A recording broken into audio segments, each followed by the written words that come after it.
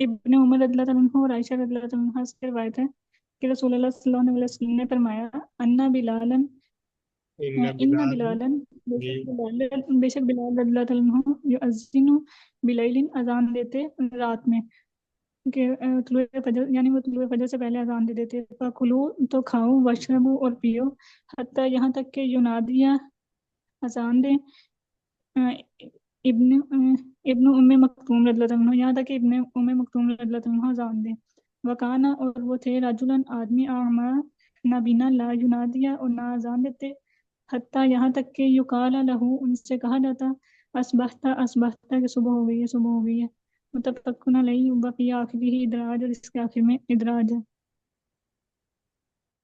ٹھیک ہے، تو اس حدیث سے کیا معلوم ہوتا ہے؟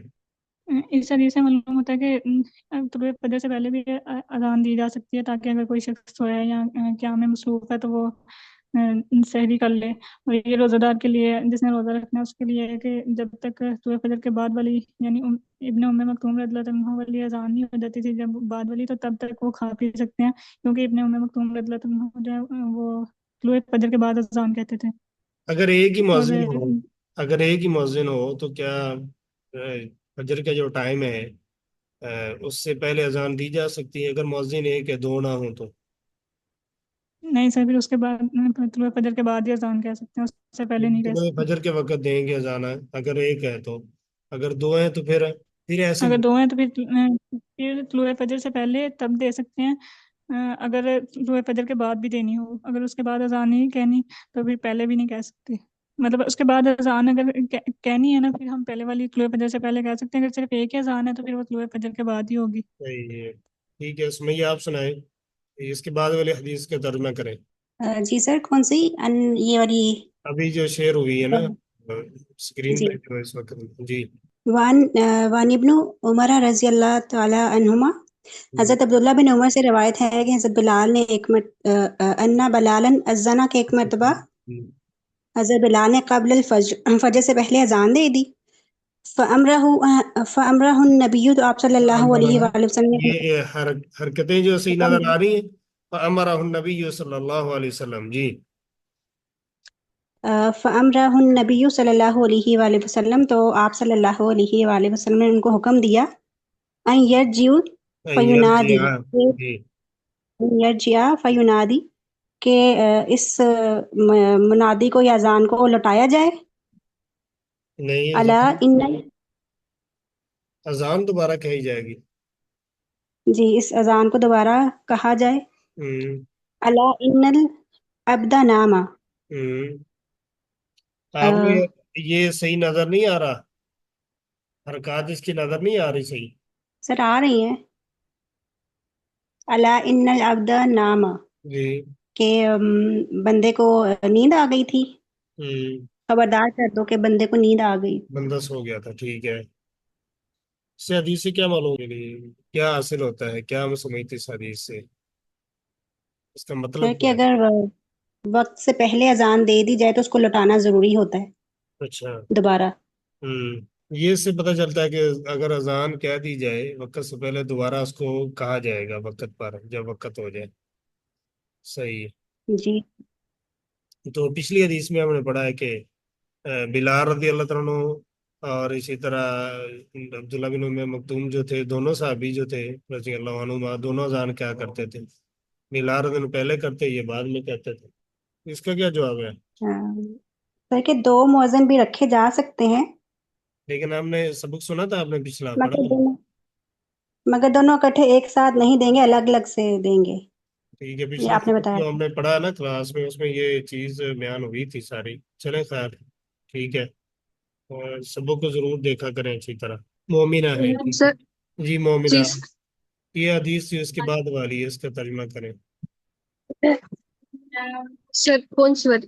اچھا، وعن ابی سعید الخدری رضی اللہ عنہ قال، ابو سعید خدری رضی اللہ عنہ سے روایت ہے، قال کہا رسول اللہ صلی اللہ علیہ وسلم نے، اذا جب سمعتم تم سنو النداء پکار، فقولوا پس کہو، مثل ماند ما جو یقول کہے المؤذن مؤذن۔ ہوں، اسی طرح کیا ہے جیسے یہ کب کہے گا؟ اذان کے بعد، اذان کے ساتھ، یہ کلمات سننے کے ساتھ کیسے کہے گا؟ اذان سننے کے ساتھ ساتھ جیسے اب کوئی اللہ اکبر جیسے مؤذن پڑھ رہا ہے تو پھر اس کے ساتھ کہنے کے ساتھ ساتھ ہی کہے. ٹھیک ہے، چلیں صحیح ہے. الحمدللہ وکفا وسلام علی عبادہ الذین اصطفى، اما بعد. رب اشرح لي صدری ويسر لي امری واحلل عقدۃ من لسانی یفقہوا قولی. رب زدنا علما وزدنا فہما. جیسا کہ ہم نے اذان کا باب جو ہے وہ شروع کیا ہوا ہے، آج کی جو روایتیں جو ہم نے پڑھنی ہے وہ عثمان بن ابی العاص رضی اللہ تعالیٰ عنہ سے مروی ہے. یہاں سے ہم نے انشاءاللہ آج شروع کرنا ہے سبق. وعن عثمان بن ابی العاص رضی اللہ عنہ انہ قال یا رسول اللہ اجعلنی امام قومی قال انت امامهم وقتدی. آپ صلی اللہ علیہ وسلم نے فرمایا بأضعفهم واتخذ مؤذنا لا يأخذ على أذانه أجرا. اخرجه الخمسة وحسنه الترمذي وصححه الحاکم. یہ حدیث جو ہے جو ابھی ہم نے پڑھی ہے، اس کے راوی ہیں عثمان بن ابی العاص رضی اللہ عنہ. ان کی کنیت ابو عبداللہ ہے، ثقفی ہے. ثقفی جو قبیلہ یہ بنو ثقیف جو ہے یہ طائف وغیرہ سائڈ پہ رہتے تھے. یہ نبی کریم صلی اللہ علیہ وسلم کے پاس جو ثقیف کا ایک وفد آیا تھا اس میں آئے تھے. یہ 9 ہجری کی بات ہے. اسلام قبول کیا، نبی کریم صلی اللہ علیہ وسلم نے ان کو امیر بنا دیا ثقیف پر ہی. جو ان کا قبیلہ تھا ادھر ہی ان کو امیر مقرر کیا گیا، کیونکہ یہ اللہ تعالیٰ نے ان کو فہم و فراست بہت زیادہ دی تھی. اس وجہ سے پھر یہ ابو بکر رضی اللہ عنہ کے دور میں بھی طائف میں رہے امیر. عمر رضی اللہ عنہ کے دور میں پھر انہوں نے ان کو عمان اور بحرین میں جو ہے نا وہ امیر مقرر کیا. پھر یہ بصرہ میں رہے تاکہ ان کی وفات جو ہے بصرہ میں ہوئی ہے. یہ 51 ہجری میں بصرہ کے اندر فوت ہوئے ہیں. جب لوگ جو ہیں ابتدا میں نبی صلی اللہ علیہ وسلم کی وفات کے بعد جو کچھ لوگ کچھ قبائل جو ہیں وہ مرتد ہوئے تھے اور بعد میں اسلام قبول کر لیا بعد میں. تو ثقیف والے جب مرتد ہونے لگے، ارتداد ان میں آنے لگا، تو انہوں نے کہا تھا ثقیف کی جماعت، تم وہ لوگ جنہوں نے سب سے آخر میں اسلام قبول کیا ہے، تم ایسے نہ ہو جاؤ کہ سب سے آخر میں اسلام قبول کرنے والے اور سب سے پہلے مرتد ہونے والے. تو ان کے کہنے کی وجہ سے یہ بات انہوں نے کہی تو وہ کیا ہے مرتد ہونے سے رک گئے، یعنی اسلام پر ہی رہے. ایسے ہوا ہے بعض قبائل میں، بعض جگہوں پہ ایسے ہوا، لیکن کچھ لوگ جو ہے وہ اسلام کی طرف واپس آ گئے اور کچھ جو ہے وہ مرتد ہوئے ہیں. یہ حدیث جو ہے اس کے راوی جیسے کہ ہم نے پڑھا ابو عبداللہ عثمان بن ابی العاص رضی اللہ تعالیٰ عنہ. یہ حدیث جو ہے یہ ابو داؤد میں موجود ہے. ابو داؤد میں اسی طرح سنن نسائی میں، ابو داؤد میں 531 نمبر ہے، سنن نسائی میں ہے، مسند احمد وغیرہ میں یہ حدیث موجود ہے. حدیث میں آتا ہے انت امامہم. انت امام، جب انہوں نے سوال کیا نا کہ مجھے امام بنا دے تو آپ نے فرمایا انت امامہم. کیا مطلب؟ یعنی میں نے آپ کو امام ان کا بنا دیا ہے. جعلتک امام اللہ، میں نے آپ کو ان کا امام بنا دیا. تو امامت ان کی کیا ہوگی؟ حاصل ہو گئی. نبی کریم صلی اللہ علیہ وسلم کی خبر دینے سے ہی وہ کیا بن گئے ہیں؟ امام بن گئے ان کے. آپ نے فرمایا آپ امام ہیں ان کے، تو آپ ان کو امامت کیا ان کی مل گئی اتنا کہنے سے. اور آپ نے فرمایا کہ ان کے جو کمزور ہیں ان کی پیروی کریں. پیروی کرنے کیا مطلب ہے؟ ان کے جو کمزور لوگ ہیں ان کا کیا ہے خیال کیجیے، ان کا آپ نے خیال کرنا ہے، ان کی مشکلات کا لحاظ کرنا ہے، ان کو دیکھنا ہے. کیونکہ نماز میں کیا ہوگا، آپ امام ہوں گے، آپ کے مقتدی کیا ہوں گے؟ کمزور بھی ہوں گے، بوڑھے ہوں گے، بچے ہوں گے، خواتین ہوں گی.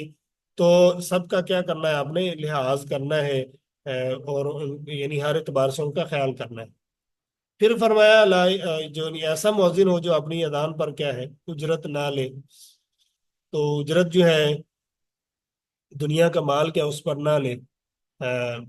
کہتے ہیں جو اجرت نہیں لیتا اذان پر، اس میں کیا ہوتا ہے زیادہ اخلاص ہوتا ہے. ایک بندہ بغیر اجرت کے جو ہے وہ اذان کہہ رہا ہے اور ایک بندہ اجرت لیتا، ممکن اس کے اندر دل میں یہی بات ہو کہ میں پیسوں کی وجہ سے اذان دے رہا ہوں.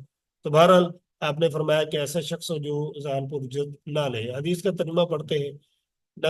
عثمان بن ابی العاص رضی اللہ تعالیٰ عنہ سے مروی ہے انہ قال، انہوں نے کہا اے اللہ کے رسول صلی اللہ علیہ وسلم اجعلنی امام قومی، مجھے میری قوم کا امام بنا دیجیے۔ فقال، آپ نے فرمایا انت امامہم، آپ ان کے امام ہیں۔ وقتدی، اور آپ اقتدا کیجئے، آپ نے فرمایا وقتدی، اور آپ کیا کیجئے، اقتدا کیجئے، یعنی آپ نے کیا کرنا ہے، خیال کرنا ہے۔ وقتدی، خیال کیجئے، خیال بیادہ فیہم، ان کے کمزوروں کی، ان کا کمزوروں کا، جو ضعیف لوگ ہیں ان کا کیا کریں، خیال رکھیں۔ واتخذ مؤذنا، اور آپ مقرر کریں، رکھیں مؤذنا، ایک ایسا مؤذن لا یاخذ، جو نہ لینے والا ہو علی اذانی، اپنی اذان پر اجرن، کوئی اجرت، ایسا مؤذن ہو جو اذان کہنے کے بدلے میں کیا ہے، اجرت وغیرہ نہ لے۔ دوبارہ یہ مسئلہ بھی ہم پڑھتے ہیں کہ اجرت لینی چاہیے کہ نہیں لینی چاہیے۔ یہ حدیث جو ہے اس سے ہمیں یہ بات ملتی ہے، یہ حدیث اس بات پر دلالت کرتی ہے کہ امامت کا سوال کرنا جائز ہے، انسان امامت کا سوال کر سکتا ہے، مانگ سکتا ہے۔ کب؟ جب اس کا مقصد نیک ہو، اچھا مقصد ہو، مسلمانوں کی اس میں مصلحت ہو، مسلمانوں کا اس میں فائدہ ہو، تب کیا ہے، امامت کا سوال کیا جا سکتا ہے۔ یوسف علیہ السلام نے کیا کہا تھا، قال اجعلنی علی خزائن الارض، مجھے کیا بنا دیجیے، وہ جو خزانے تھے، ان کا مال وغیرہ تھا، اس پر وہ کیا بنے تھے، اس کے وزیر وغیرہ بن گئے تھے، یعنی امیر بن گئے تھے، اس کا خیال کرنے والے۔ تو یہاں پہ کیا ہے، اس حدیث سے پتہ چلتا ہے کہ امامت کا اگر سوال کر سکتا ہے انسان، اگر اس کی انسان کی کیا ہے، نیت اچھی ہو، جب اس کے اندر کیا ہے، مصلحت ہے۔ لیکن اگر انسان اس لیے مانگ رہا ہے تاکہ وہ بادشاہی مل جائے، لوگوں پر کیا ہے، کنٹرول کرے، لوگوں پر ظلم زیادتی کرے، اپنے جاہ و منصب کے لیے مانگتا ہے، تو پھر جائز نہیں ہے، یہ مذموم ہے کام۔ اگر لوگوں کا فائدہ ہے، مصلحت ہے، اچھا مقصد ہے، پھر جائز ہے۔ اسی طرح اس حدیث سے یہ بات ملتی ہے کہ امام کو چاہیے کہ کمزور لوگوں کا خیال کرے، ان پر مشقت نہ کرے۔ مثلا بوڑھے ہیں، نماز کو لمبا کر دیں، یعنی وہ اتنی نماز لمبی پڑھ ہی نہیں سکتے، سجدے بہت زیادہ لمبے، رکوع لمبے کر دیں، یا بہت زیادہ ان کو لیٹ کرے نماز میں، یعنی ہر وہ کام جس میں ان کے لیے مشقت ہو، اس میں کیا کرنا چاہیے، امام کو خیال کرنا چاہیے، بوڑھوں کا خاص طور پر خیال کرنا چاہیے، موسم کا، باقی سب چیزوں کا جو ہے جس میں مقتدیوں کے لیے بھلائی ہے، بہتری ہے، اس کا کیا کرنا چاہیے، خیال کرنا چاہیے۔ اسی طرح اس سے یہ بھی پتہ چلتا ہے کہ انسان، پہلی بات تو حدیث کے الفاظ میں کیا ہے کہ ایسا مؤذن ہونا چاہیے جو اذان پر کیا اجرت نہ لے۔ اس بارے میں علماء کے درمیان اختلاف ہے کہ کیا اجرت لینی چاہیے یا نہیں۔ 3 قول ہیں۔ پہلا قول یہ ہے جو اس حدیث سے استدلال کرتے ہیں کہ اجرت لینا مؤذن کے لیے جائز نہیں ہے۔ یہ متقدمین حنفیہ، ابن حبیب مالکیہ میں سے ہیں، اور مشہور یہ مذہب حنابلہ کے ہاں۔ اور ایک جو وجہ ان کے ہاں، یعنی ایک موقف ان کا بھی ہے، شافیہ کا بھی ہے، ابن حزم رحمہ اللہ کا یہ موقف ہے۔ اس حدیث سے استدلال کرتے ہیں کہ مؤذن اجرت نہیں لے سکتا، جو بھی مؤذن ہے وہ کیا کرے گا، بغیر اجرت کے اذان کہے گا۔ اور دوسرا جو اس میں موقف ہے وہ ہے کہ مؤذن جو ہے، اور مؤذن بھی اجرت لے سکتا ہے اور امام بھی اجرت لے سکتا ہے۔ یہ حنابلہ کا موقف ہے۔ شافیہ کے ہاں صحیح جو موقف ہے شافیہ کا وہ یہی ہے۔ مشہور مالکیہ کے ہاں یہ ہے۔ اذان جو ہے یہ کہتے ہیں کہ عمل ہے، معلوم عمل ہے، تو اس میں انسان کیا ہے، اپنا اجرت لے سکتا ہے۔ جیسے دوسرے اعمال انسان جو کرتا ہے جس کے اندر مسلمانوں کی مصلحت ہے، اس میں اس کو کیا وظیفہ ملتا ہے، تو اذان کے اندر یہ تو مسلمانوں کی مصلحت کا کام ہے نا سب کے لیے، تو اس میں بھی انسان کیا ہے، مؤذن اجرت لے سکتا ہے۔ تیسرا قول جو ہے وہ کہتے ہیں کہ امام اور مؤذن جو ہے وہ ضرورت کے وقت اجرت لے سکتے ہیں، لیکن مثلا فقیر ہے بندہ، اس ضرورت مند ہے، اس کے پاس اتنا پیسہ نہیں ہے، اتنا مال نہیں جس سے اپنی ضروریات کو پورا کر لے، تو یہ جو عبادت ہے، یعنی اگر یہ عبادت کرتا ہے تو پھر کیونکہ اس کے لیے تو وقت دینا پڑے گا، امامت کے لیے بھی، اذان کے لیے بھی، تو باقی اس کے دنیا کے جو معاملات ہیں وہ نہیں ہو پاتے۔ اور اگر ایسا بندہ ہے یہ کام نیکی کا کر بھی رہا ہے، ساتھ میں اس کا معاش کا بھی کام چل رہا ہے، تو اس کے لیے جائز ہے، یعنی وہ نہ لے۔ اگر حاجت ضرورت مند ہے تو وہ لے سکتا ہے، اگر ضرورت مند نہیں ہے تو وہ اس کو نہیں لینا چاہیے۔ یہ موقف بھی کئی علماء کا ہے جیسے کہ ابن تیمیہ رحمہ اللہ کا بھی یہ موقف ہے، اور تیسرا موقف یہ جو حنابلہ ہے ان کا بھی یہی موقف ہے۔ اسی کے بارے میں کئی لوگوں کے حنفیہ میں سے بھی فتویٰ موجود ہے کہ اگر ضرورت مند ہے تو اس کو اجرت لینی چاہیے، اگر ضرورت مند نہیں تو اس کو نہیں لینی چاہیے۔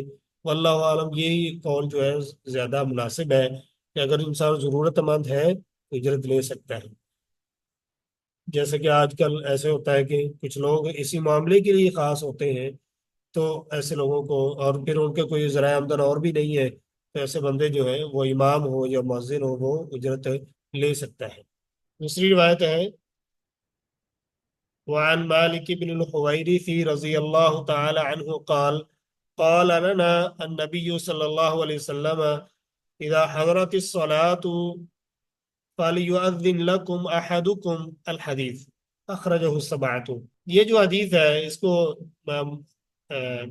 مالک بن حویرث رضی اللہ تعالیٰ عنہ بیان کرتے ہیں، کہتے ہیں ہمیں نبی کریم صلی اللہ علیہ وسلم نے فرمایا اذا حضرت الصلاۃ، جب نماز حاضر ہو، یعنی جب نماز کا وقت ہو جائے، فَلْيُؤَذِّنْ لَكُمْ أَحَدُكُمْ، چاہیے کہ اذان کہے تمہارے لیے تم میں سے کوئی ایک، تم میں سے کوئی ایک جو ہے وہ اذان کہ یہ الحدیث کا، جب بھی کسی حدیث کے آخر میں لکھا ہوتا ہے نا الحدیث سے مراد آگے لمبی حدیث ہے، اس میں سے کچھ حصہ یہاں پہ بیان ہوا ہے، باقی حصہ کیا رہتا ہے، تو الحدیث کہہ دیا، یعنی اس کے اور بھی الفاظ موجود ہیں جن کے کتابوں کا حوالہ دیا جا رہا ہے ان کے اندر موجود ہے۔ تو جیسے آپ دیکھ رہے ہیں صحیح بخاری میں یہ روایت موجود ہے، 628 نمبر ہے، صحیح مسلم میں موجود ہے، ابو داؤد نسائی میں، ترمذی میں، تو سبا نے یعنی اس کو کیا ہے نقل کے، اس میں امام احمد بھی ہے 7ویں نمبر پر، تو 6 تو کیا ہے کتب ستہ والے ہیں، اور 7ویں نمبر پر امام احمد رحمہ اللہ ہے، انہوں نے بھی اس حدیث کو کیا ہے نقل کیا ہے۔ اس حدیث کے راوی ہیں جو بیان کرنے والے ہیں ابو سلیمان ہیں، ان کی کنیت مالک بن حویرث ہے، ان کو ابن الحویرث اللیثی بھی کہا جاتا ہے۔ تو یہ بھی نبی کریم صلی اللہ علیہ وسلم پر آئے، اس وقت آئے نبی صلی اللہ علیہ وسلم کے بعد جب آپ تبوک کے لیے جو ہے وہ تیاری کر رہے تھے، تو نبی کریم صلی اللہ علیہ وسلم کے پاس تقریباً یہ 20 راتیں رہے ہیں، اور پھر انہوں کا خیال تھا کہ میں اپنے گھر والوں کی طرف چلا جاؤں، تو پھر آپ صلی اللہ علیہ وسلم نے ان کو بھیج دیا، اور آپ نے فرمایا اپنے گھر والوں کے پاس چلے جاؤ، اور وہاں پہ کیا کرنا، آپ نے نماز وغیرہ بھی ان کو پڑھانی ہے اور ان کو سکھانا بھی ہے۔ تو بہرحال آپ صلی اللہ علیہ وسلم نے ان کو کیا حکم دیا، ان تمام چیزوں کا دیا۔ مالک رضی اللہ تعالیٰ عنہ جو ہے بصرہ میں رہتے، اور ادھر ہی ان کی وفات ہوئی ہے 64 ہجری میں، جو ہے مالک بن حویرث رضی اللہ تعالیٰ عنہ جو ہے وہاں پہ بصرہ میں کیا ہوئے ہیں، فوت ہوئے ہیں۔ اس حدیث سے اس بات کا ہمیں پتہ چلتا ہے کہ اذان کیا نہ کیا ہے مشروع ہے، بلکہ یہ فرض کفایہ ہے۔ اذان جو ہے یہ شریعت میں مشروع ہے، نبی کریم صلی اللہ علیہ وسلم کے آپ صلی اللہ علیہ وسلم اس کو حکم دیا جیسے ہم پڑھ چکے ہیں، اور یہ فرض کفایہ ہے۔ جب جماعت میں کئی لوگ ہیں، ایک بندہ اذان کہہ دیتا ہے تو سب کے لیے کافی ہو جائے گا۔ اسی طرح ایک شہر جو ہے مناسب شہر ہے، قصبہ ہے، ایک مؤذن کی آواز جو ہے پھیل جاتی ہے دور دراز تک، تو ایک مؤذن ہی کافی ہے۔ لیکن اگر شہر بہت بڑا ہے جیسے اب لاہور ہے اور بڑے بڑے شہر ہیں، تو ان میں پھر 1 سے زیادہ مؤذن ہونے چاہیے، تاکہ جو ہے وہ آواز جو ہے وہ دور دراز تک پہنچ سکے لوگوں تک۔ ایک سے زیادہ مؤذن، بڑا شہر جب ہو تو پھر 1 سے زیادہ مؤذن ہونے چاہیے۔ اس حدیث سے یہ بھی ہمیں پتہ چلتا ہے کہ اذان تب صحیح ہوگی جب نماز کا وقت ہوگا۔ میں کیا فرمیدہ حضرت الصلاۃ، جب نماز کا وقت ہو جائے تو وقت سے پہلے اذان جو ہے وہ نہیں دی جا سکتی، یہ آپ صلی اللہ علیہ وسلم کا عام حکم ہے، وہ وقت سے پہلے اذان دینا درست نہیں ہے۔ بعض فقہا کا کہنا ہے کہ جی صبح کی جو اذان ہے نا نماز، اس کے لیے کچھ پہلے وقت سے پہلے جو ہے وہ اذان دی جا سکتی، لیکن یہ قول صحیح نہیں ہے، مرجو قول ہے۔ صحیح یہ ہے کہ جب فجر کا وقت داخل ہوگا، فجر کا ٹائم ہوگا، تب ہی کیا کریں گے، فجر کی اذان دی جائے گی۔ تو کسی بھی نماز کے لیے اس کا وقت داخل ہونے سے پہلے اذان کہنا یہ درست نہیں ہے، وقت داخل ہوگا تو اس کے بعد کیا اذان کہی جائے گی۔ اسی طرح اس حدیث سے یہ بھی استفادہ کیا جاتا ہے کہ اذا حضرت الصلاۃ، یعنی جب اس کے نماز کا جو فعل ہے، یعنی فعلاً جب اس کو ہم نے کرنا ہے، پڑھنا ہے، تب کیا ہے اذان ہونی چاہیے جب ہم نماز پڑھنے کا ارادہ کریں۔ सिर्फ जरूरी नहीं कि जब जो ही वक्त हो फौरन आप पढ़ें, लेकिन ऐसा नहीं है कि जोहर का वक्त शुरू हुआ है, शुरू होते ही अजान कह दी जाए, नहीं। जब नमाज का आप पढ़ना चाहते हैं जिस वक्त में, जैसा कि जोहर की नमाज को कुछ लेट किया जा सकता है, तो अजान और इकामत के दरमियान मुनासिब जो है वो फासला होना चाहिए। अजान नमाज का वक्त दाखिल होते फौरन ही नहीं पढ़नी चाहिए, बल्कि कुछ उसको लेट किया जा सकता है। अजान वक्त से पहले जायज नहीं है, लेकिन वक्त दाखिल होने के बाद उसको कुछ लेट करके पढ़ सकते। जब आप नमाज पढ़ना चाहते हैं उससे कुछ देर पहले क्या अजान कह दी जाए और नमाज पढ़ ली जाए। इसी तरह इस हदीस से पता चलता है कि मुसाफिर जो है वो भी क्या है, नमाज पढ़ने के लिए जब नमाज पढ़ेगा उसके लिए क्या है, अजान कह सकता है मुसाफिर जो है वो। जैसे कि इमाम बुखारी रहमतुल्लाह ने भी इस हदीस पर बैब कायम किया है। क्या कहते हैं कि मुअद्दिन जो है, एक मुअद्दिन जो है सफर के अंदर भी क्या करे, अजान कहे। जैसे कि आप सल्लल्लाहु अलैहि वसल्लम ने अबू किलाबा रजी अल्लाह तआला जो हदीस है ना, उसमें आता है, वो मालिक रजी अल्लाह से नकल करते हैं, इदा अंतुमा खरैतुमा, जब तुम क्या है दोनों निकलो, और तुम में से क्या करें, तुम दोनों क्या है यानी अजान कहें या इकामत कहें, और तुम में से जो बड़ा है वो नमाज पढ़ाए। तो इससे पता चलता है कि पीछे भी हम पढ़ चुके हैं, मुअज्जिन जो है यानी अजान जो है मुसाफिर भी क्या है कह सकते हैं। और यानी उनके लिए भी आप सल्लल्लाहु अलैहि वसल्लम का हुक्म है कि वो अजान कहें और उसके बाद क्या है जमात करवाएं। तो बहरहाल बस्ती वालों के लिए तो ज़रूरी है कि उन पर ज़रूरी है कि वो क्या है अजान कहें, फिर उसके बाद क्या है जमात वगैरह का अमल होगा। उनके लिए फर्ज किफ़ाया है, फर्ज किफ़ाया है। किसी बस्ती वालों के लिए फर्ज किफ़ाया है कि वो क्या करें, अजान कहें।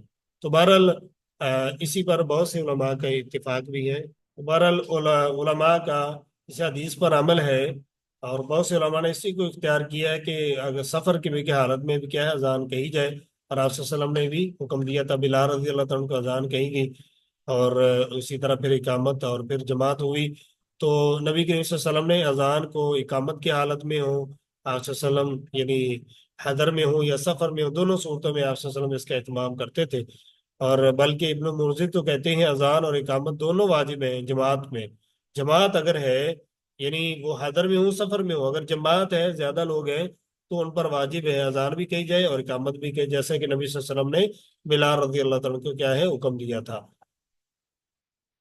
इसके बाद वाली हदीस, वान जाबिर रज़ी अल्लाहु अन्हु अन्ना रसूलुल्लाह सल्लल्लाहु अलैहि वसल्लम क़ाल अली बिलाल, जाबिर रज़ी अल्लाह तआला से मरवी है, बेशक नबी सल्लल्लाहु अलैहि वसल्लम ने फरमाया बिलाल रज़ी अल्लाह तआला अन्हु से, इज़ा अज़्ज़नता, जब आप अजान कहें, फतरसल, तो क्या करो, ठहर ठहर कर कहो, वही इज़ा अक़मता, जब आप इकामत कहें, फहदुर, तो आप क्या है जल्दी जल्दी कहो, वजाल बैना दानिका व इकामती का, और बना दें आप अपनी अजान के दरमियान व इकामती का, और अपनी इकामत के दरमियान कदरा मिकदार मा यफरुगुल आकिलु मिन अकली ही, इतनी मिकदार की खाना खाने वाला अपने खाने से क्या हो जाए, फारिग हो जाए, फारिग हो जाए, और फिर क्या वो जमात में शरीक हो सके। अगर खाना कोई खा रहा तो इतना वक्फा हो जिससे वो अपना खाना मुकम्मल करके आपके साथ जो है वो नमाज में क्या हो जाए, शरीक हो जाए। इस हदीस को रवाह तिरमिज़ी, जो इसको इमाम तिरमिज़ी रहमतुल्लाह ने रवायत किया है और इसको ज़ईफ करार दिया है। तो बहरहाल ये जो हदीस है ये सही नहीं है, ज़ईफ रवायत है, ठीक है। तो हदीस जैसा कि आपने देखा है तकरीर में भी, ये तिरमिज़ी में 1959 नंबर में ये हदीस मौजूद है। तो बहरहाल हदीस क्या है, ज़ईफ है, सही नहीं है। तो आप वसल्लम फरमाया कि जब आप अजान कहें तो आपने क्या करना, फतरसल, तरसल वाला क्या है, आपने ठहर ठहर कर पढ़ना है, ठहर ठहर कर पढ़ा जाए ताकि लोगों के क्या है आराम से कही जाए, दूर दराज तक जो लोग हैं वो आवाज को क्या है सुन सकेंगे। ठहर ठहर के कही जाएगी, कुछ वक्त लगेगा, तो जो गफलत में है उसको भी क्या मुमकिन है बाद में अंदाजा हो जाए कि अजान हो रही। इसी तरह इकामत है तो वो क्योंकि हाजिरीन के लिए होती है, मस्जिद के अंदर जो मौजूद है उनके लिए, तो उसमें क्या है जल्दी उन कलिमात को कहा जा सकता है, आपने फरमाया उनको जल्दी कहना है। तो ये हदीस जो है इसमें दलालत यही बनती है कि इकामत क्या होनी चाहिए, वो जल्दी कहनी चाहिए, और अजान जो है उसको ठहर ठहर कर कहना चाहिए। और इस हदीस से یہ بھی ثابت ہوتا ہے کہ اذان اور اقامت کے درمیان کیا ہے، وقفہ کچھ ہونا چاہیے، جس میں لوگ اگر مصروف ہے، کوئی کام کاج میں لگا ہوا ہے، تو اس کو اتنا ٹائم مل جائے کہ وہ اپنے کام کو کلوز کر کے مسجد میں پہنچ سکے، کھانا کھا رہا ہے کھانا مکمل کر لے مسجد میں آ جائے۔ تو یہ نہیں کہ اذان کے فوراً بعد ہی، اللہ کی کچھ اذانیں ہیں مثلا مغرب کی ہے، اس میں اتنا وقفہ کیا جا سکتا ہے کہ 2 رکعتیں پڑھی جائیں، یعنی اذان کے بعد 2 رکعتیں پڑھ کے نماز شروع کی جائے، اس کو جلدی پڑھنا چاہیے، آپ صلی اللہ علیہ وسلم کا عمل اسی پہ ہے۔ اسی طرح ظہر کی جو ہے اس میں کچھ لیٹ کیا جا سکتا ہے، اس کو وہ تو ظہر کو ٹھنڈا کرنا ہے، لیکن اذان اور اقامت جو ہے تقریباً باقی تمام نمازوں میں وقفہ ہے زیادہ، لیکن صرف مغرب میں کیا ہے وہ تھوڑا ہے وقفہ، اس میں صرف 2 رکعت انسان ادا کرے نماز کی، اس کے بعد جو ہے وہ فرض نماز جو ہے وہ شروع کر دی جائے۔ اس کے بعد ہے اگلی حدیث ابو ہریرہ رضی اللہ تعالیٰ سے مروی ہے، والہ سے مراد کیا ہے، یعنی انہوں نے ہی اس کو نقل کیا، کنہوں نے؟ امام ترمذی رحمہ اللہ نے، امام ترمذی رحمہ اللہ نے اس حدیث کو نقل کیا ہے، ترمذی میں 200 نمبر پہ حدیث ہے۔ عن ابی ہریرہ رضی اللہ عنہ ان نبی صلی اللہ علیہ وسلم قال، بے شک نبی صلی اللہ علیہ وسلم نے فرمایا، لا یؤذن الا متوضئ، کوئی بھی اذان نہ دے مگر کیا ہو، وہ وضو کے ساتھ ہو۔ مؤذن کیا ہونا چاہیے، وضو کے بغیر کوئی اذان نہ کہے، وضو کر کے کیا ہے اذان کہنی چاہیے۔ یہ جو روایت ہے یہ بھی کیا روایت ضعیف ہے، صحیح نہیں ہے۔ تو اس حدیث سے ظاہر حدیث کیا ہے کہ اذان کے لیے طہارت کیا ہے، شرط ہے، لیکن جیسے کہ ہم نے پڑھا کہ یہ حدیث کیا ہے، ضعیف ہے، صحیح نہیں ہے۔ صحیح بات یہ ہے کہ اگر کوئی بندہ بغیر طہارت کے اذان کہہ دیتا ہے بغیر وضو کے، تو اس کی اذان صحیح درست ہے، لیکن مستحب یہی ہے کہ اذان کے لیے کیا کی جائے، طہارت حاصل کی جائے۔ کیوں؟ اس لیے کہ یہ عبادت ہے، اللہ تعالیٰ کا ذکر ہے، تو اللہ تعالیٰ کا ذکر جب کیا جائے تو بہتر یہ ہے کہ طہارت کی حالت میں کیا جائے۔ نبی کریم صلی اللہ علیہ وسلم ایک دفعہ کیا ہے کہ حاجت کر رہے ہیں، پیشاب کر رہے ہیں، کسی نے سلام کہہ دیا، نبی کریم صلی اللہ علیہ وسلم نے سلام کا جواب نہیں دیا تاکہ وضو کر لیا، پھر آپ صلی اللہ علیہ وسلم عذر بیان کیا اور سلام کا جواب دیا، آپ نے عذر بیان کیا کہ میں ناپسند کرتا ہوں کہ اللہ کا ذکر کروں اور میں طہارت کے حالت میں نہ ہوں، تو اس لیے بہتر یہ کہ انسان طہارت کی حالت میں کیا ہے باوضو ہو کر اذان کہے۔ لیکن اگر کوئی شخص بغیر وضو کے اذان کہہ دیتا ہے تو کوئی مسئلہ نہیں، جائز ہے، ٹھیک ہے۔ بلکہ جنبی کے بارے میں بھی علماء کے درمیان اختلاف ہے، کیا جنبی جو شخص اذان کہہ سکتا ہے؟ بہرحال ایک ابن قدامہ نے ایک قول جو ہے وہ منسوب کیا ہے کہ اہل علم کی طرف، کہتے ہیں جی جناب جنبی جو شخص ہے نا وہ اذان کہہ سکتا ہے جب وہ اذان دینے کی جگہ جو مسجد کے باہر ہو گئی، مسجد کے قریب ساتھ میں، مسجد کے اندر تو نہیں، لیکن صحیح بات یہی ہے کہ یہ بات درست نہیں ہے، ناپسند ہے، علماء نے اس کو ناپسند کیا ہے کہ جنبی شخص جو ہے وہ اذان کہے۔ اذان کم از کم جنبی تو نہیں کہے گا، البتہ اگر کسی کا حدث اصغر ہے، کسی کا یعنی وضو اس کا نہیں ہے تو جلدی میں ہے یا ٹائم ہو چکا ہے تو وہ کہہ سکتا ہے اذان۔ بہتر تو یہ ہے کہ انسان کیا ہے وہ باوضو ہو کر کیا ہے اذان کہے۔ اس کے بعد والی روایت ہے زیاد بن حارث رضی اللہ تعالیٰ عنہ سے مروی ہے، کہتے ہیں یہ بھی جامع ترمذی میں روایت موجود ہے، یہ بھی روایت سندن ضعیف ہے، صحیح نہیں ہے۔ زیاد بن حارث رضی اللہ تعالیٰ سے مروی کہتے ہیں رسول اللہ صلی اللہ علیہ وسلم نے فرمایا، من اذن، جس نے اذان کہی، فہو یقیم، وہی کیا کہے گا، اقامت کہے گا۔ وضعفہ ایضا، اسی کو بھی انہوں نے اسی طرح ہی ضعیف قرار دیا، وضعفہ ترمذی، یعنی امام ترمذی نے اس کو ضعیف قرار دیا، ایضا اسی طرح ہی۔ تو یہ بھی کیا ہے روایت سندن کیا ہے درست نہیں ہے، جس میں ہے کہ جو اذان کہے وہی اقامت کہے، تو یہ روایت سندن صحیح نہیں ہے، صحیح ہے۔ یہ جو راوی ہیں حدیث کے زیاد بن حارث رضی اللہ تعالیٰ عنہ، یہ السدائی ان کو کہتے ہیں، یہ نسبت ان کی ایک قبیلے کی طرف جو یمن میں ہے، یمن میں ایک قبیلے کی طرف سدا قبیلہ ہے، اس کی طرف ہے، تو ان سے یہ حدیث مروی ہے۔ تو بہرحال یہ حدیث کیا ہے اپنے درجے کے اعتبار سے ضعیف ہے، صحیح نہیں ہے۔ پھر حدیث سے کیا ثابت ہوتا ہے کہ اقامت جو ہے اس کا حقدار کون ہے، مؤذن ہے، جو اذان کہے وہی کہے۔ تو بہرحال اس کے علاوہ بھی صحیح بات تو یہ ہے کہ مؤذن کے علاوہ بھی اگر اقامت کہہ دیتا ہے تو صحیح ہے، کوئی مسئلہ نہیں ہے اس میں، یہ روایت سندن ضعیف ہے، صحیح نہیں ہے۔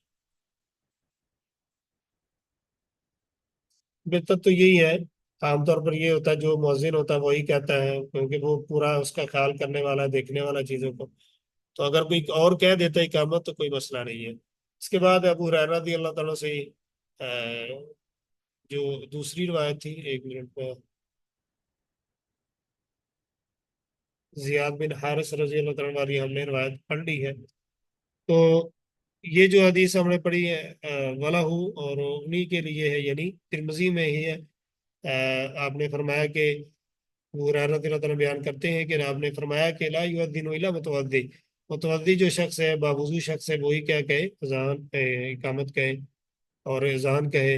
اسی طرح زیاد بن حارث رضی اللہ عنہ والی حدیث ہم نے کہی پڑھی، جو اذان کہے وہی اقامت کا حقدار ہے، وہ اسی کو اقامت کہنی چاہیے. اور ابو داؤد میں ہے کیا ہے، فی حدیث عبداللہ بن زید، عبداللہ بن زید رضی اللہ عنہ کی حدیث میں کیا ہے، قالا کہتے ہیں، انہو قال انا رأیتو، یعنی الاذان، میں نے اذان کو دیکھا تھا. یہ وہ ہے صحابی جن کو خواب میں کیا ہے، اذان جو ہے انہوں نے سنی تھی اور پھر آ کر نبی صلی اللہ علیہ وسلم کو بتایا تھا. تو کہتے ہیں میں نے اس کو دیکھا تھا اذان، یعنی میں نے وہ سارا معاملہ جو ہے قصہ بیان کیا ہے. وہ انا کنتو ریدو، اور میں ہی چاہتا تھا اسے، کیا یعنی میں چاہتا تھا کہ میں ہی اذان کہوں گا. لیکن کال آپ نے فرمایا عاقم انتا، تو آپ صلی اللہ علیہ وسلم نے کیا فرمایا تھا، آپ کیا کہیں، آپ اقامت کہیں، تکبیر کہیں. لیکن اذان کی اور صحابی نے کہی، آپ نے ان کو کیا کہا، آپ کیا کہیں، تکبیر کہیں. کہتے ہیں اس میں بھی کیا ہے، ضعف ہے، یہ روایت کیا ہے، سندن صحیح نہیں ہے، ضعیف ہے. ابو ہریرہ رضی اللہ تعالیٰ عنہ سے مروی ہے، کہتے ہیں رسول صلی اللہ علیہ وسلم نے فرمایا المؤذن املک بالاذان والامام املک بالاقامت، رواه ابن عدی، رواه ابن عدی وضعفہ. ابو ہریرہ رضی اللہ تعالیٰ عنہ سے مروی ہے، کہتے ہیں آپ صلی اللہ علیہ وسلم نے فرمایا المؤذن املک بالاذان، مؤذن اذان کا زیادہ حقدار ہے، والامام املک بالاقامت، اور امام جو ہے وہ تکبیر کہنے کا زیادہ حقدار ہے. یہ اس کو ابن عدی نے روایت کیا اور اس کو ضعیف قرار دیا ہے. اسی طرح یہ روایت اور بھی جگہوں پہ بیکی میں اس جیسے الفاظ ہیں، علی رضی اللہ تعالیٰ سے مروی ہے. تو اس حدیث سے کیا پتہ چلتا ہے کہ ابن عدی نے ان کی کتاب ہے کہ الکامل، وہاں پہ انہوں نے اس کو نقل کیا، جیسے کہ یہ موجود ہے، روایت سندن ضعیف ہے. الکامل جلد نمبر 4 ہے، اور صفحہ نمبر جو ہے وہ کتنا ہے، 1327. یہاں پہ یہ حدیث کیا ہے، موجود ہے. تو اس حدیث سے کیا پتہ چلتا ہے کہ مؤذن کیا ہے، وہ اختیار رکھتا ہے کہ اس میں اذان میں، اور امام جو ہے وہ تکبیر میں تکبیر کہہ سکتا ہے. تو امام معاملہ کو بالاقامت، یعنی اس کا معاملہ جو اس کے سپرد ہے، وہ کیونکہ نماز جو ہے وہ کھڑی کس کی وجہ سے ہوگی، امام کی وجہ سے. تو اس کا معاملہ اقامت کا امام کے سپرد ہے، اس کا وہ اختیار رکھتا ہے. تو بہرحال اس حدیث، یہ حدیث سندن کیا ہے، ضعیف ہے، صحیح نہیں ہے. جیسے کہ ہم پیچھے پڑھ چکے ہیں کہ اذان جو ہے مؤذن کہے گا، اور اقامت جو ہے وہ مؤذن بھی کہہ سکتا ہے، مؤذن کے علاوہ بھی کوئی اور بھی اقامت کہہ سکتا ہے. اگلی حدیث جو ہے ابو انس رضی اللہ تعالیٰ سے مروی، کہتے ہیں رسول صلی اللہ علیہ وسلم نے فرمایا لا يرد الدعاء بین الاذان والاقامت، رواہ النسائی وصححہ ابن خزیمہ. انس رضی اللہ تعالیٰ عنہ سے مروی ہے، کہتے ہیں رسول صلی اللہ علیہ وسلم نے فرمایا لا يرد، نہیں رد کی جاتی ہے، دعا بین الاذان، اذان کے درمیان، والاقامت، اور قیامت کے، اذان اور اقامت کے درمیان دعا کو رد نہیں کیا جاتا. یہ نسائی میں روایت موجود ہے، اس کو ابن خزیمہ نے صحیح قرار دیا ہے. تو یہ روایت سندن کیا ہے، صحیح ہے. اس حدیث کو امام نسائی رحمہ اللہ نے ان کی کتاب عمل یومی واللیلہ، وہاں پہ اس کو روایت کیا ہے. یہ 67 نمبر جو ہے وہ اس حدیث ہے، وہاں پہ ابن خزیمہ نے، یہاں پہ تخریج موجود ہے آپ کے سامنے ہے. اسی طرح ترمذی نے بھی اس کو نقل کیا ہے. تو اس حدیث سے کیا پتہ چلتا ہے کہ اذان اور اقامت کے درمیان اگر انسان دعا کرتا ہے تو اللہ تبارک و تعالیٰ انسان کی دعا کو رد نہیں کرتے. تو اس میں دعا کرنے کی فضیلت ہے. اذان اور اقامت کے دوران مسلمان کو چاہیے کہ کیا کرے، وہ اللہ تبارک و تعالیٰ سے دعا کرے. اور اللہ تبارک و تعالیٰ وہ مواقع، وہ جگہ جن میں دعا انسان کی قبول ہوتی ہے، رد نہیں ہوتی، ان میں سے کیا ہے، یہ موقع بھی ہے جب اذان ہو جاتی ہے اس کے بعد انسان کیا ہے اللہ تعالیٰ کے حضور کیا ہے دعا کر سکتا ہے، اور اس موقع پر اللہ تبارک تعالیٰ انسان کی دعا کو قبول کرتے ہیں۔ وعن جابر رضی اللہ عنہ ان رسول اللہ صلی اللہ علیہ وسلم قال، جابر رضی اللہ تعالیٰ سے مروی ہے بے شک نبی کریم صلی اللہ علیہ وسلم نے فرمایا، من قال، جس شخص نے بھی کہا، حین جب، یسمع النداء، وہ سنتا ہے النداء کو، اذان کو، جب وہ اذان کو سنتا ہے پھر یہ کہتا ہے کیا، اللہم رب هذه الدعوة التامة، اللہم اے اللہ، رب اے رب، هذه الدعوة التامة، اس مکمل پکار کے، دعوت کے رب، والصلاة القائمہ، اور قائم ہونے والی نماز کے مالک، آتی عطا کر محمد محمد صلی اللہ علیہ وسلم کو الوسیلۃ، وسیلہ، وسیلہ یہ ایک جگہ ہے، اس کے بارے میں انشاءاللہ پڑھتے ہیں جنت میں، والفضیلہ، اور فضیلت، وابعثہ مقاما محمودا للذی وعدت، وابعثہ، اور پہنچا دے ان کو مقاما محمودا، مقام محمود پر، الذی وعدت، جس کا تو نے ان سے وعدہ کیا ہے۔ اتنے کلمات کہے گا، حلت لہو، حلال ہو جائے گی، میری لہو، اس کے لیے، شفاعتی، میری شفاعت، یوم القیامت، قیامت کے دن۔ اخرجہ الاربعہ، تو اس کو اربعہ نے نقل کیا ہے۔ اربعہ سے مراد کون ہے؟ ابو داؤد ہے، نسائی ہے، ترمذی، ابن ماجہ ہے۔ ان تمام کتابوں میں یہ حدیث کیا ہے؟ موجود ہے۔ تو یہاں پہ اس حدیث سے ہمیں پتہ چلتا ہے، جیسا کہ آپ کے سامنے ہے، نمبر بھی لگے ہوئے ہیں، کن کن کتنے نمبر پہ یہ حدیث موجود ہے۔ تو ایک بات تو یہ ہے، تخریج کے حوالے سے آپ نے دیکھ لیا، ابو داؤد میں 529، نسائی میں، اور اسے ترمذی میں مختلف نمبر ہے۔ یہاں پہ ایک اور بات ہے، بعض دفعہ آپ دیکھیں کہ کتابوں کے اندر لکھا ہوتا ہے والدرجۃ الرفیع، یہ الفاظ جو ہے نا یہ صحیح ثابت نہیں ہے، والدرجۃ الرفیع، ایک بات۔ اور اسی طرح اینڈ پہ آتا ہے انک لا تخلف المیعاد، یہ حدیث کے آخر میں یہ بھی الفاظ ہیں۔ تو یہ جو الفاظ ہیں نا یہ شاذ ہیں، صحیح نہیں ہے۔ یہ جیسا کہ امام باقی رحمہ اللہ نے یہ الفاظ نقل کیے ہیں، لیکن یہ شاذ ہے۔ شاذ یہ ہوتا ہے کہ ثقہ پہ راوی اوثق کی یا ثقات کی مخالفت کر رہا ہوتا ہے۔ تو یہاں پہ یہ الفاظ درست نہیں ہے، انک لا تخلف المیعاد کہنا۔ کتنا پڑھنا ہے؟ وَبَعْثُ مَقَامًا مَحْمُودًا الَّذِي وَعَدتَّهُ، یہاں تک جو ہے وہ دعا نبی کریم صلی اللہ علیہ وسلم سے یہ کیا ہے؟ ثابت ہے، صحیح ہے۔ آپ نے فرمایا من قال حین یسمع النساء، جو کہتا ہے، من، جس نے بھی کہا جب وہ ندا کو سنتا، ندا سے مراد کیا ہے؟ اذان ہے۔ یہ الف لام حد ذہنی ہے، یعنی اذان جب سنے گا، اذان کے بعد کیا ہے؟ وہ یہ کلمات کہے گا، اللہم، اللہم اصل میں کیا تھا؟ یا اللہ ہے، یا اللہ۔ یہ جو میم ہے نا ہما میں، میم آخر میں، یہ عوض ہے کس کا؟ حرف ندا کا، حرف ندا کا یہ عوض میں آئی ہے، تو اس لیے یا اللہم کہنا جائز نہیں ہے، کیونکہ میم کس کی وجہ سے؟ یا حرف ندا کی وجہ سے۔ تو اللہم کہیں گے، یا اللہم نہیں کہہ سکتے، کیونکہ میم کس کے عوض میں؟ یا کے عوض میں، حرف ندا کے عوض میں۔ اللہم اس کے معنی کہ یا اللہ، اے اللہ، رب هذه الدعوت التامہ، دعوت التامہ، یہ کیا ہے؟ ربا یہ منصوب ہے ندا کی وجہ سے، اور دعوہ دال کے فتح کے ساتھ ہے۔ اس کے مراد کیا ہے؟ دعوت سے مراد کیا ہے؟ اذان کے جو الفاظ ہیں وہ مراد ہے۔ الصلاۃ القائمہ سے مراد کیا ہے؟ اس سے مراد وہ جو ابھی نماز کھڑی ہونے والی ہے وہ مراد ہے، یا اس سے مراد کیا ہے؟ یعنی یہ جو نماز ہے یہ اسی طرح قائم رہے گی قیامت تک، اس کا مسئلہ، اس کو کوئی ملت، کوئی شریعت منسوخ نہیں کر سکتی۔ آتی محمد الوسیلہ، وسیلہ سے مراد کیا ہے؟ یہاں پہ نبی صلی اللہ علیہ وسلم کی دعا ہے، یا اللہ محمد صلی اللہ علیہ وسلم کو وسیلہ عطا کر۔ تو وسیلہ کیا ہے؟ یہ ایک جگہ ہے جو اللہ تبارک تعالیٰ نبی صلی اللہ علیہ وسلم کو عطا کریں، جنت کے اندر یہ ایک مقام ہے جو نبی صلی اللہ علیہ وسلم کو عطا کیا جائے گا۔ فضیلہ سے مراد کیا؟ فضیلت ہے، یعنی اللہ مقام و مرتبہ ہے جو نبی صلی اللہ علیہ وسلم کو ملے گا۔ اسی طرح وبعث مقام محمودہ، مقام محمود سے مراد کیا ہے؟ یہاں پہ نبی کریم صلی اللہ علیہ وسلم کو اللہ تعالیٰ شفاعت کا کیا ہے؟ حکم دیں گے، آپ صلی اللہ علیہ وسلم تمام لوگوں کے لیے شفاعت کریں گے، اس سے مراد ہے۔ اللہ دی وعدتا ہوں، یعنی یہ وہ چیز جس کا تو نے کیا ہے ان سے وعدہ کیا ہے۔ اللہ تبارک تعالیٰ نے نبی کریم صلی اللہ علیہ وسلم پہ شفاعت عظمیٰ کا کیا ہے؟ وعدہ کیا ہے۔ نبی کریم صلی اللہ علیہ وسلم سب کے لیے کیا ہے شفاعت کریں گے. اور آپ نے فرمایا اس وقت اللہ تبارک تعالیٰ میرے دل میں کچھ ایسے دعائیہ کلمات ڈالیں گے جو ابھی میرے ذہن میں نہیں ہے, اور نبی صلی اللہ علیہ وسلم ان دعا کلمات کے ساتھ کیا ہے دعا کریں گے. آپ نے فرمایا حلت لہو شفاعتی, میری شفاعت اس کے لیے حلال ہو جائے. حلال کا مطلب کیا ہے؟ واجب ہو جائے گی.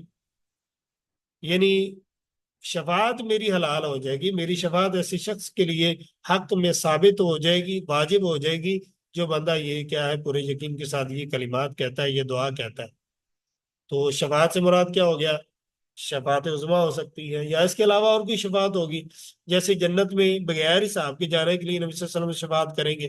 کچھ ایسے لوگ ہیں جو بغیر حساب کے جائیں گے, آپ ان کے لیے شفاعت کریں گے, وہ بھی مراد ہو سکتی ہے, شفاعت عظمیٰ بھی ہو سکتی ہے.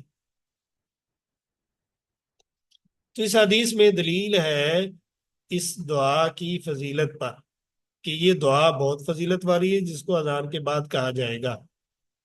تو یہاں پہ جب کہنے والا جو ہے اس کو بھی اللہ تعالیٰ کیا ہے بہت زیادہ خیر سے نوازیں گے, اور اس کے لیے اللہ نبی صلی اللہ علیہ وسلم کی شفاعت جو ہے وہ واجب ہو جائے گی.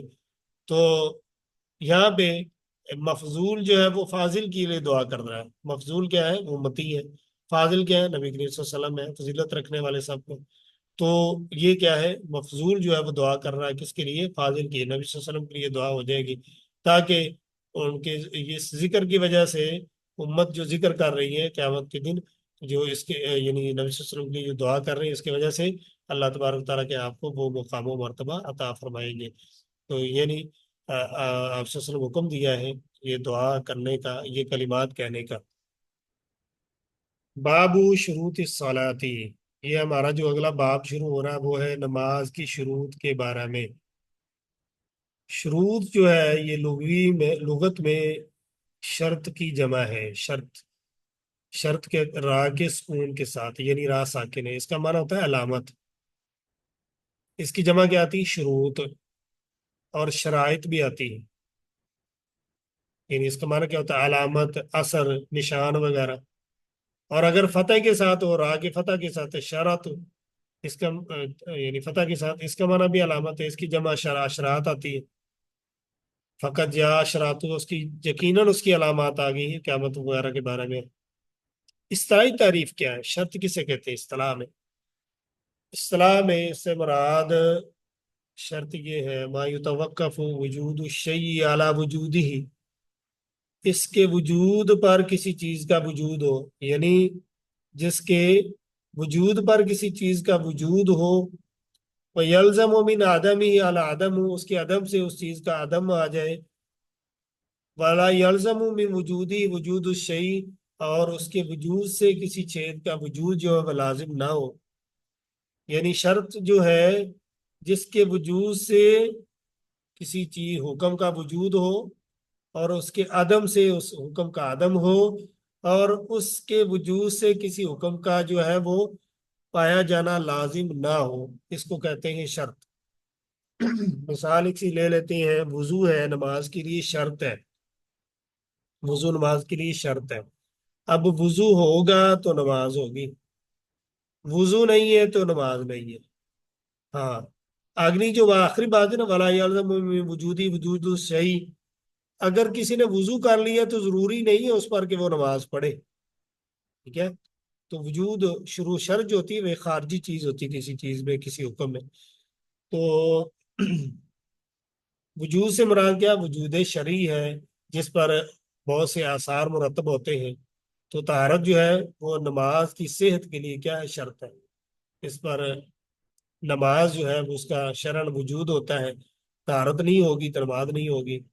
انسان بری و ذمہ نہیں ہو سکتا جب تک وضو نہ کرے, اور اگر بے وضو ہے اس کی نماز درست نہیں ہوگی. لیکن اگر کسی نے وضو کر لیا ہے تو ضروری نہیں ہے کہ وہ نماز ہی پڑھے گا. ضرور نماز کا وقت پڑھ سکتا ہے, نہ بھی پڑھے, کوئی مسئلہ نہیں ہے. یعنی اس کے وجود سے وجود لازم نہیں آتا. تو بہرحال ایک ہوتا ہے رکن, ایک ہوتی شرط ہے.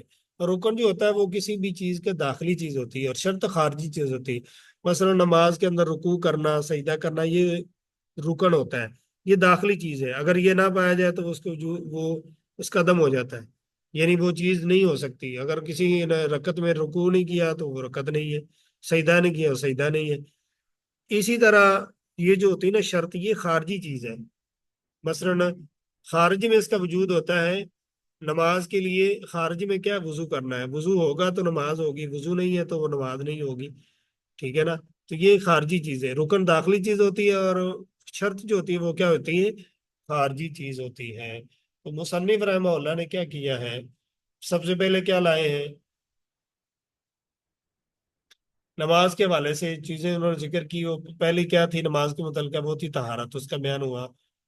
اسی طرح سطر العورہ کا بیان ہوا. استقبال قبلہ آیا. پھر نجاسات جن سے بچنا ضروری ہے ان کا ذکر کیا ہے.